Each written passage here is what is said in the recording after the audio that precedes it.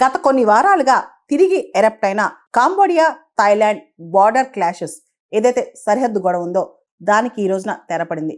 వాళ్ళు cease fire agreement sign చేసుకున్నారు. మనం గత 2-3 వారాలుగా చూసుకుంటే దాదాపు 100 మందికి పైగా ఇరువైపులా సైనికులు సివిలియన్స్ చనిపోయారన్నమాట.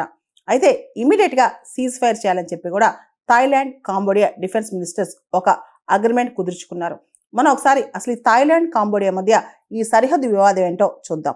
థాయిలాండ్లో ఒక విచిత్రమైన పరిస్థితి ఉంటుంది. ఓ పక్క అక్కడ కాన్స్టిట్యూషనల్ మోనార్కీ ఉంటుంది, అంటే రాచరికం ఉంటుంది. రాజు కాన్స్టిట్యూషనల్ మోనార్కీ అయినా రాచరికానికి అక్కడ చాలా వాల్యూ ఎక్కువ. అదేవిధంగా థాయిలాండే కాదు, ఆ చుట్టుపక్కల కాంబోడియా, లావోస్, వియత్నాం, మయన్మార్ ఈ దేశాలన్నింటిలో కూడా మనం చూస్తే కనుక మిలిటరీ అనే డామినేషన్ ఎక్కువ కనిపిస్తూ ఉంటుంది అనమాట.